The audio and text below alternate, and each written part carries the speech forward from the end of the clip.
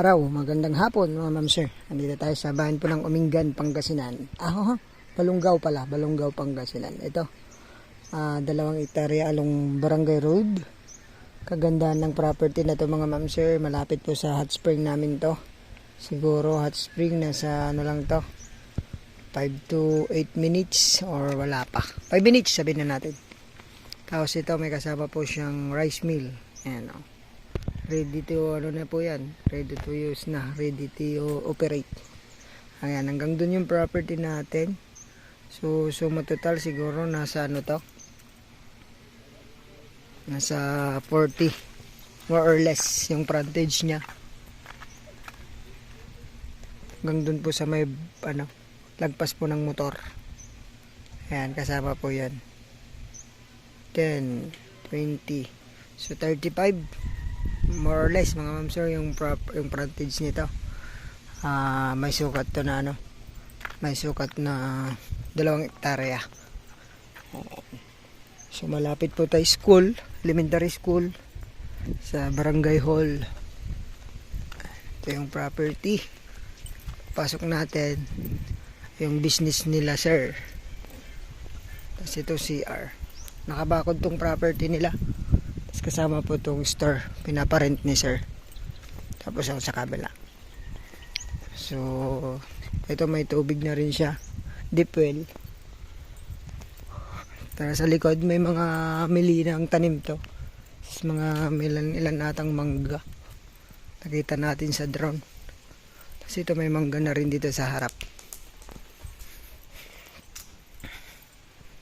Ayun po yun, nakabakod. 2 mangga. Ito, bago pa daw ito sabi ni kuya. So sa mga makakabili, may business ka na po agad. Ayan o, ready to operate, kompleto na po. Hindi lang masikaso ni kuya kasi seaman siya. Hindi pagka sumakay siya wala nang magmamanage. Tapos may business sila sa ano, sa highway. Ito pinatabunan din, mas mataas siya, so pwedeng magbahay po rito. Hanggang dun yung property, boundary po yan. So maluwang yung frontage. Tara po, ito tatamnan sana to ng kalamansi, pero change plan. Bibenta ni kuya, bibenta na po ni kuya. Yan, nagliko yung property.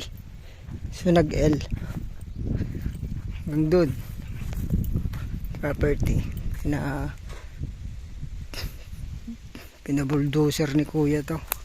So meron kasi siyang business, bulldozer, backhoe, yan, magtabon. Meron siyang mga truck. Ito yung boundary natin. Tingnan natin, may fish pond dito sa likod.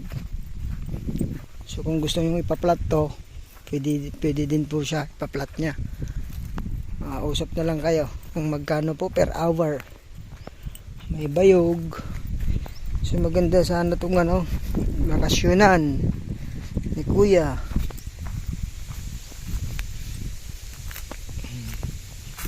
Sabi niya nun magtatanim sana ng ano, ng kalamansi,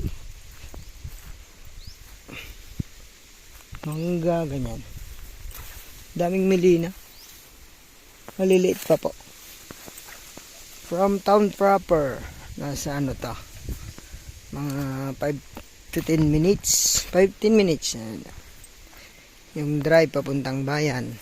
Pero may daanan po to papuntang Rosales, labas po ng ano, Salvacion.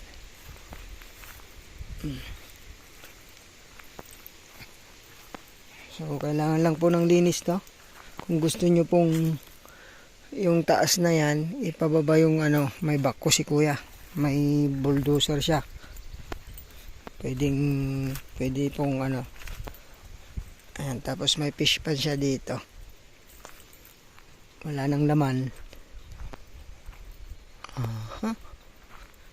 Medyo pababa lang tong property pero di naman to binabaha.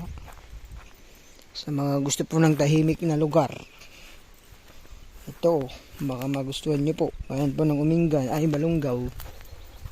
Ayan po. Yung fish pan ni kuya. Wala lang laman. Ubus na. Ayan po yung mga milina. Doon. Nakabakod po ito. Para makita nyo, kunting linis lang po. Ang ganda to nung nalinisan eh. Tapos meron pa dyan. Maliit na fish pan. Tapos mga tanim na saging. Ang daming saging. Wow.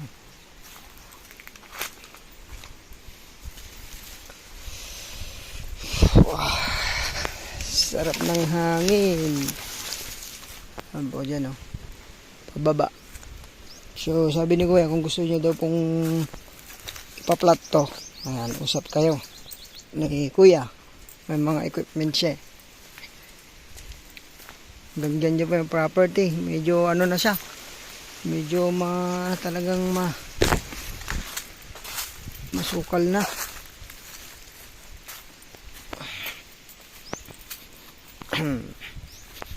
Ayan. So pagkalaki ng mga milina na to, harvest na lang po kayo. Ang dami pong milina nito. So, may mangga pa po dyan. Kasama po yung mga milina yan. Ang dami.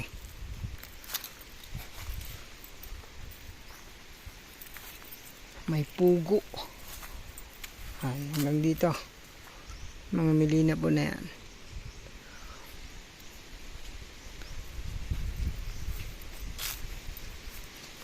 So may sukat po ito na 2 hektarya mga ma'am sir.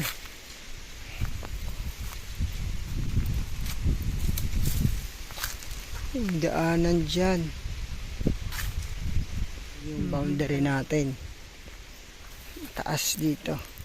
So sa gusto pong mag-alaga ng mga kambing, manok, pwede dito. Baka makaibigan nyo po ito mga ma'am sir. Tingnan natin dun sa kabila. From Manila 2 to 3 hours po. From Tiplex 25 minutes. 20 to 25 minutes. Pwedeng dumaan sa Salvacion Rosales. Pwede din ng Balunggaw Bayan mismo. Ito po ang boundary. May bakod dito eh. Ayan pa yung bakod. May mangga pa rito. Bakod. Pag ganun.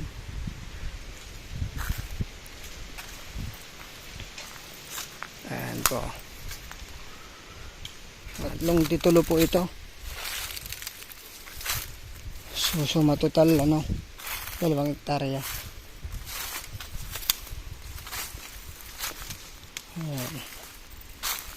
Sumusukal na.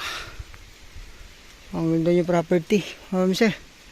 Sisip natin to sa drone. Ayan po. Ang presyo ni sir, asking price 5 million. Sagot niya po ang capital gain tax. Pero ang kagandahan po nito, ma'am sir, pwede siya sa down payment half. Tapos installment po yung kalahati.